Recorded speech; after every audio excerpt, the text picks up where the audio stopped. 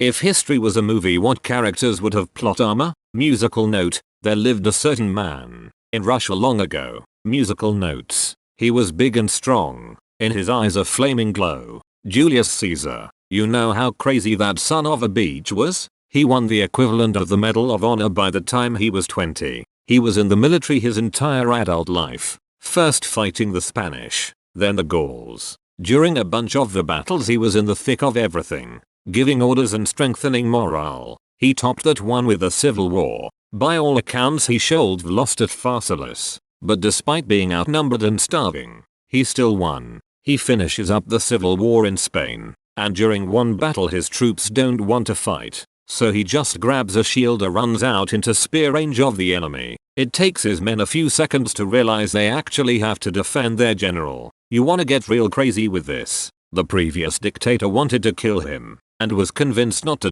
and the dictator Sulla warned how much of a tyrant Caesar could become. That's just a snippet of how on the edge Caesar was living his entire life. Even his assassination was a near-run thing, with something like over 30 people in on it, but only 5 actually took part, with only one person dealing a fatal wound. I always liked the story where he was captured by pirates and he told them the ransom they were demanding wasn't high enough and the pirates actually raised the ransom price and they were paid. He then told them if he ever found them. Napoleon Bonaparte. Dude gets deposed and exiled but still manages to come back, resume power, and give Europe a run for its money. Bringing back the antagonist from the last story for the sequel is just lazy writing. Adolphe Sax, the inventor of the saxophone. From his Wikipedia, Sax faced many brushes with death. As a child he once fell from a height of 3 floors, hit his head on a stone and was believed dead. At the age of 3, he drank a bowl full of acidic water mistaking it for milk,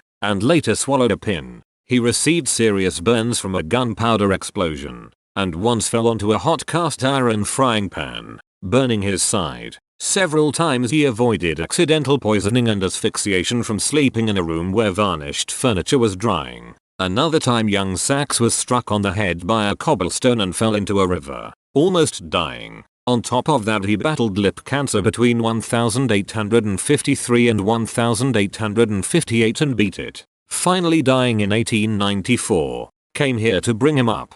Bill Millin, the bagpiper of D-Day. He marched up and down Sword Beach just wailing on the pipes. German soldiers didn't shoot him because they thought he was insane. Wasn't there also a guy who went ashore on D-Day with a longbow? Anatoly Petrovich Bugorsky, Russian particle physicist. He has survived the following: being thrown out the window by Nazis as a 6-week-old baby, electric shock incident with a broken wire, 70 000 000 proton beam through his head. He's the only victim of a particle accelerator accident in all of human history. He's still alive today. I don't know what part of what plot he's in, but he's gotta be important. My assumption is that the proton beam thoroughly zonked all of the brain tissue in its path, but the highly concentrated beam left most of his brain and body relatively unaffected. Teddy Roosevelt. The man got shot mid-speech and still going on for 1 more hour and then called ambulance. Fidel Castro. He allegedly survived at least 638 assassination attempts by the CIA and other parties with a vested interest in his demise. At a certain point you're not just well protected or lucky. The author is clearly looking out for you. Otto von Bismarck. Fidel Castro and Adolf Hitler. Adolf Hitler, he was one of just 2 of the 6 children his parents had who survived to adulthood, and his life was spared by a British soldier during World War I. Alexander the Great. Came here to say this: the amount of times this guy nearly gets himself killed is remarkable. Jesus. They killed him, but he got better. Prestige mode. Audie Murphy. The man's life was basically a comic book. Audie Murphy's life was so badass they had to tone it down for the movie, and the only one who was man enough to play Audie Murphy in the movie adaptation was Audie Murphy. Mad Jack Churchill. My guy ran into World War II with bagpipes, a sword, claymore, and killed a Nazi with a long bow. He signed up to the army in the 30s for fun, then left because it was too boring, then became a male model and enlisted again to kill Nazis. George Washington. 12 stories high made of radiation. One I haven't seen is Blackbeard. Man was a beast and literally took 20 stab wounds and I think 5 flintlock rounds before finally falling.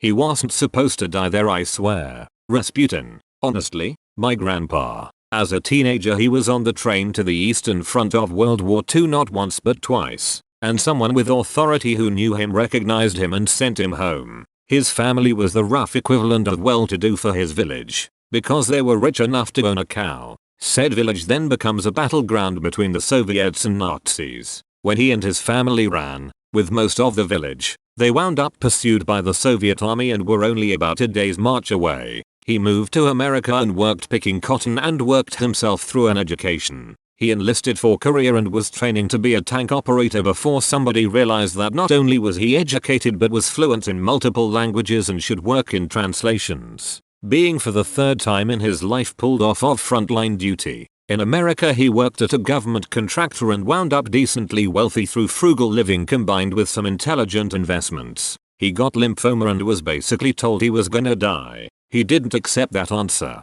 Found another doctor who still gave him bad odds but was impressed by his willingness to try and push through chemo. He survived. He gashed his chest open because the safety guard on his chainsaw was in the way and needed to be removed. He fell out of a tree while trimming it. At about 80 years old, he broke his neck, and when he went to the hospital they told him he shouldn't still be alive. He's got a pacemaker, can hardly hear, and his heart is in decline and he probably doesn't have a whole lot of time left. But dude has seen some shoot. Queen Elizabeth I honestly. Desmond Doss. True legend. Genghis Khan. Or the Mongols in general. No doubt. Totally an anti-hero Machiavellian character who ends up ironically saving the day. Winston Churchill was a POW in South Africa. Took up bombing folks during a Moroccan campaign. Used chemical weapons on Iraqis and defeated Hitler by way of encouraging the US to not buy into the fascist impulses in the US at the time.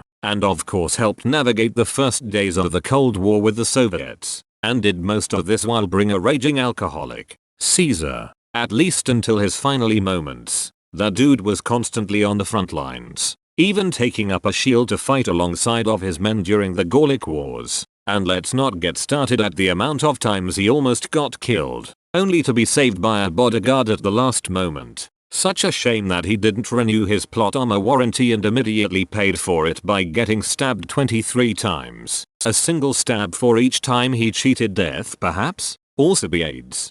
Biggest case of plot armor due to hotness of all time. Not to be blasphemous but Jesus literally died and came back to life. The country of America. George Washington. Surely. How many bullets that hit his horse or his hat? How that guy didn't die during any battles is honestly baffling. Teddy Roosevelt. D. B. Cooper. Good topic. OP.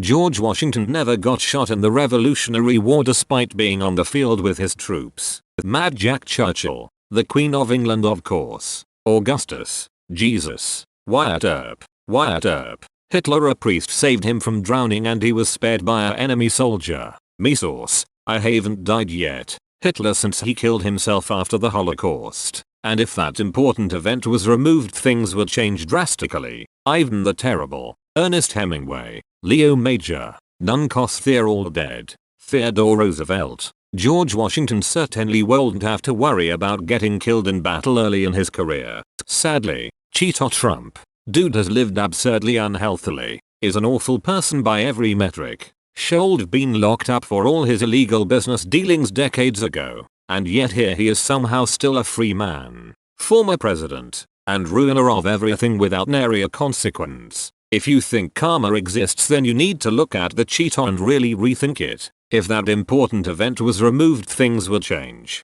Queen Elizabeth II. The Polish King Władysław Łokietek. The dude gained the power and divided Poland only because people were dying in convenient, for him, moments. The royal family. Khalid ibn al-Walid. Never lost a battle. It's reported that he once broke 9 swords over the course of a battle. On his deathbed, he lamented that he never met a man capable of giving him a glorious death in battle. Mithridates VI of Pontus. Dude's life reads like a work of fiction. But it's all true. Russia in World War II. Napoleon Bonaparte. Jesus until the third act. JFK was the biggest plot twist. I thought he had plot armor for sure. This crazy MF. Zheng Yisao, the 18th century pirate queen of China. Started as a prostitute and became queen of the pirates and died comfy in her bed at the age of 70, at a time where being a woman had no social mobility or power in imperial China. Not to mention superior European naval ships were all over the place. Rasputin. He ate cakes laced with potassium cyanide and drinking wine from a glass also laced with potassium cyanide. His third glass of cyanide-laced wine made him feel better, so they shot him in the chest. He survived that and he attacked the person that shot him and even chased the assassin. He survived 2 more shots including one to the head before being beaten to death. Rasputin. Rasputin. Betty White or the Queen. Definitely Betty White. Writers would be allowed to hint at nixing her if they forfeited one of their thumbs, but they wouldn't be able to write her out of the script. Gregor Gregor. Genghis Khan, nothing else. The 3rd of January Sobieski. My guy died at the age of 66 despite the times he lived in and the amount of battles he participated in. One movie, Donald Trump and Prince Andrew. Sadly, Frayne Selleck, the Queen, Shackleton and his crew. Don't forget your love, Queen Elizabeth II. Jonas Savimbi, up to a point anyway. Michael Malloy. Just one thing is this guy was tricked to drink antifreeze and survived. Eddie Chapman. Queen Elizabeth II. Winston Churchill. Fidel Castro. Gilgamesh. Alexander Hamilton. Western Europe. Hitler. Pretty sure a priest saved him from drowning as a small child. Audie Murphy. An absolute legend. Mussolini or Hitler. They survived so many under attempts. Donald Trump is a guest in America world. He can do pretty much anything and has never received any consequence at all. He didn't even die of the virus and he is arguably the least healthy person in the world. Bass Reeves, do yourself a favor and read a little about this absolute badass. Fidel Castro. Douglas Bader. Hitler missed being bombed by 15 minutes. Fidel Castro. Khalid ibn al-Walid. Norodom Sihanouk. Queen Elizabeth. Genghis Khan. He won every battle and established the largest empire. He sissy slept with a lot of women. Queen Elizabeth II. This woman refuses to die. Jack Churchill. Mofo charged the trenches armed with a fricking sword. Michael Malloy, a great video about him, and the Wikipedia article. Christopher Columbus. I'm only saying this because in my shooty memory I'm like 97% sure he's the one who fricked a manatee and said it was a mermaid. Or SMTHN. Didn't they try to kill Rasputin like 7 times? Or am I thinking of someone else? Maybe Edison. He got away with a lot of things. Lucky Tsutomu Yamaguchi had a business trip in Hiroshima and then returned home to Nagasaki in 1945. Lived till 93 years old. Alexander the Great. Timothy Dexter. Joan of Arc. Rasputin. Person just wouldn't die. Ernest Hemingway. After he enlisted with the Red Cross during World War I, his life became an endless series of horrible, painful accidents. He got blown up by a bomb in Milan while delivering goods to soldiers, and spent half a year in a hospital with shrapnel wounds in both legs. Throughout the rest of his life, he suffered several concussions and a handful of car crashes, as well as 2 separate plane crashes in the span of 24 hours. Got clawed by a lion. Suffered from several diseases, including pneumonia, hepatitis, nephritis,